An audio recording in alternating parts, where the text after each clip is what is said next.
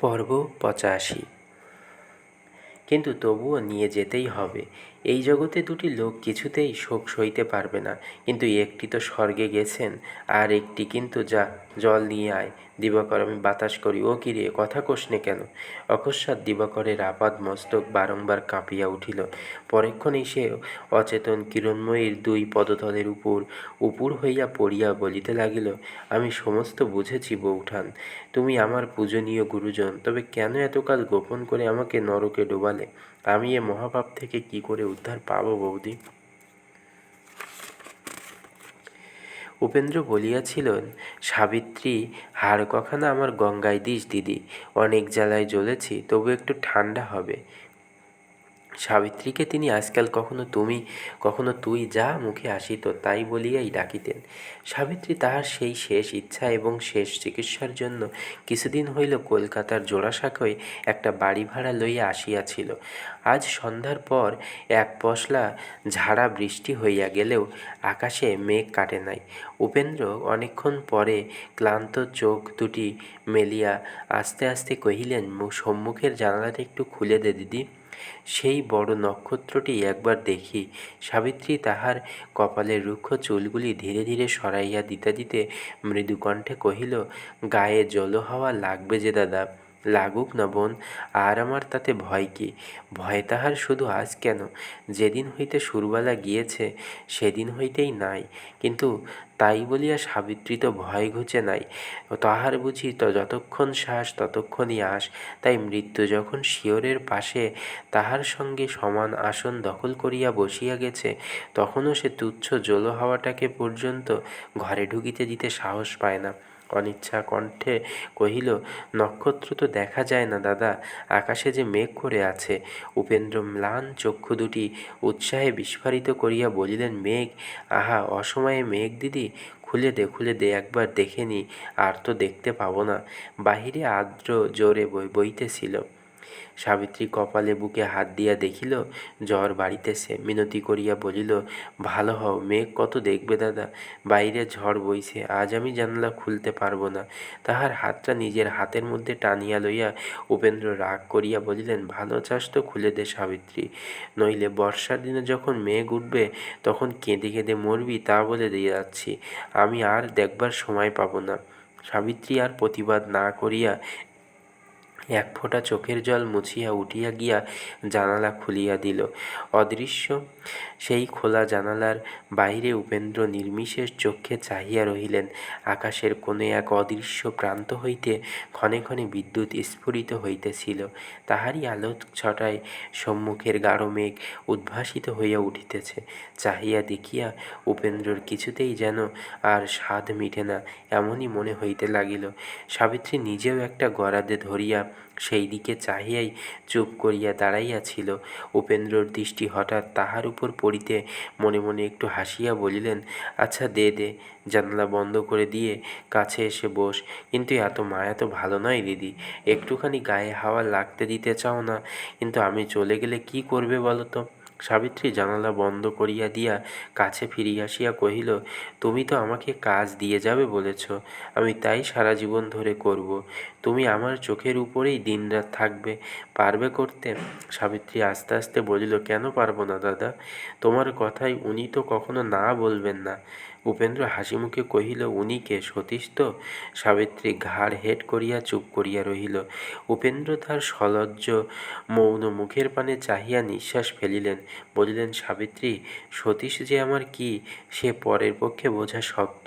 বাইরে থেকে যেটা দেখা যায় তাতে সে আমার সঙ্গী, আমার আজন্ম সুহৃদ, কিন্তু সে যে সম্বন্ধটা দেখা যায় না, সেখানে সতীশ আমার ছোট ভাই, আমার শিষ্য, আমার চিরদিনের অনুগত সেবক।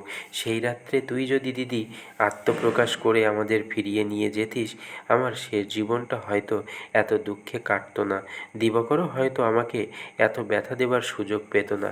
সাবিত্রী সজল চক্ষে কহিল, আমি ফেরাতে তোমাদের চেয়েছিলুম দাদা, কিন্তু উনি কিছুতেই যেতে দিলেন না।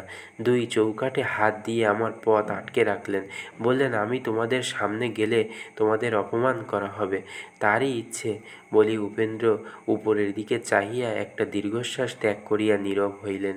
সঙ্গে আসিতে পারেন নাই, কিন্তু মেজ ভাই অভিভাবক হইয়া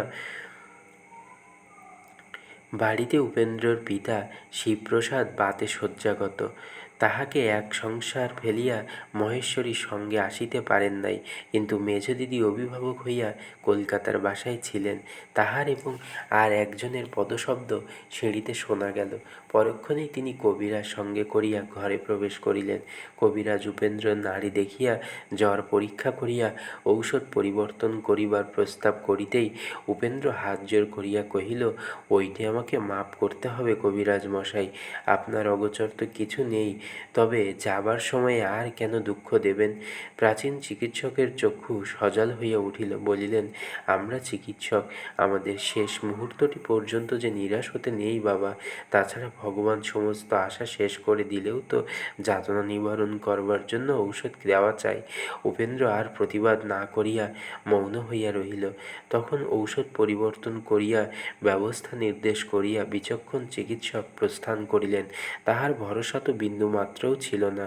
অধিকন্তু আজ সুস্পষ্ট অনুভব করিয়া গেলেন যে রোগীর মৃত্যুক্ষণ অত্যন্ত দ্রুত গতিতেই অগ্রসর হইয়া আসিতেছে। 3 দিন পরে সোমবার সকালবেলা সাবিত্রী একখানি টেলিগ্রাফ হাতে করিয়া ঘরে ঢুকিয়া কহিল, কাল সকালে তারা জাহাজে উঠেছেন। আরও কারো নাম দেয়নি সতীশ, কই দেখি। উপেন্দ্র প্রসারিত হাতের উপর সাবিত্রী কাগজখানি তুলিয়া দিল।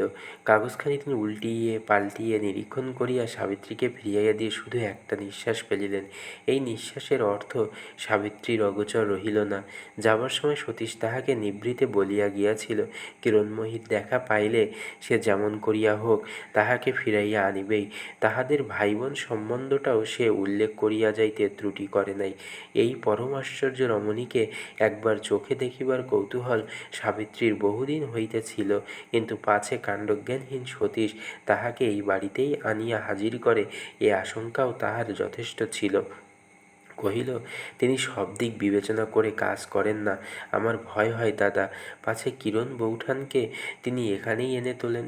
উপেন্দ্র পাংশুর ওষ্ঠাধরে বেদনার একটুখানি শুষ্ক হাসি দেখা দিল। কহিলেন, এ বাড়িতে সে আসবে কেন বোন? এদেশে যদি সে ফিরেও আসে তার অন্য হেতু আছে, কিন্তু সে তো আর সাবিত্রী নয়, সে তো আর নির্বোধ নয়, তোর মতো ইহকাল পরকাল এক করে বসে নেই। সে কেন সাধ করে এই ভয়ানক ব্যাধির গারদের মধ্যে ঢুকতে যাবে বলতো? বলিতে বলিতেই সাবিত্রীর পানে চাহিয়া স্নেহে শ্রদ্ধায় করুণায় বেদনায় তাহার গলা কাঁপিয়া গেল। সাবিত্রী দৃষ্টি আনত করিয়া ও কণ্ঠে অশ্রু সংবরণ করিল। একটুখানি সামলাইয়া লইয়া উপেন্দ্র পুনরূপী কহিলেন, অথচ আশ্চর্য দেখ সাবিত্রী, একসময় সে নাকি সত্যি সত্যিই আমাকে ভালোবেসেছিল। শুনিয়া সাবিত্রী সত্যই আশ্চর্য হইল, কারণ এ কথাটা সতীশের কাছে শুনে নাই। কহিল, ওর কাছে শুনেছিলুম তার স্বামী সেবার কাহিনী, এ কি তবে সত্যি নয় দাদা? উপেন্দ্র বলিলেন, তাও সত্যি বোন, সে এক অদ্ভুত ব্যাপার। তোকে আর সুরকে না জানলে আমার মনে হতো এমন সেবাও বুঝি আর কোনো মেয়ে মানুষ করতে পারে না। স্বামীকে এত ভালোবাসাও বুঝি আর কারো সাধ্য নয়। সাবিত্রী কহিল, কিন্তু এ জিনিস কখনো ছলনা হতে পারে না দাদা? উপেন্দ্র তৎক্ষণাৎ ছাই দিয়া কহিলেন, না, ছলনা তো নয়। সে তো কখনো কাউকে দেখাতে চায়নি, কখনো কারো কাছে প্রকাশও করেনি। তার প্রতিসেবার সাক্ষী শুধু ভগবানই ছিলেন, আর ছিলুম আমরা দুজন, সতীশ আর আমি। পরক্ষণেই তাহার ডাক্তার অনঙ্গমোহনের কথা মনে পড়িল। একটু স্থির থাকিয়া বলিলেন, আজ তো আমার কারোর উপর রাগ নেই, ঘৃণা নেই, বিতৃষ্ণা নেই। আজ আমার ব্যথার সঙ্গে কি মনে হচ্ছে জানিস দিদি? মনে হচ্ছে সে সারা জীবন শুধু হাতড়েই বেরিয়েছে, কিন্তু কোনো দিন কিছু পায়নি। আমাকেও সে কখনো ভালোবাসেনি। এতটুকু ভালোবাসলে কি এত ব্যথা দিতে পারে? দিবাকর যে আমার কী ছিল সে তো সে জানত। তার হাতেই তাকে সঁপে দিয়েছিলুম, ভেবেছিলুম আমার স্নেহের চক্ষে দেখবে। ওহ, কত বড় ভুলই হয়েছিল। উপেন্দ্র কি একটা বলিতে যাইতেছিলেন, কিন্তু মুখের কথা মুখেই রহিল। অঘোরময়ী কেমন করিয়া পীড়ার সংবাদ পাইয়া উপেন্দ্রর গুণরাশির বিরাট তালিকা নাকি সুরে মুখে মুখে রচনা করিতে করিতে কাঁদিতে কাঁদিতে ঘরে ঢুকিলেন। বন্ধুরা, আজ এই পর্যন্ত। পরবর্তী পর্ব আপনাদের জন্য আগামী দিন নিয়ে আসব। ততক্ষণ পর্যন্ত সবাই সুস্থ থাকবেন, ভালো থাকবেন। ধন্যবাদ সকলকে। শুভ সন্ধ্যা।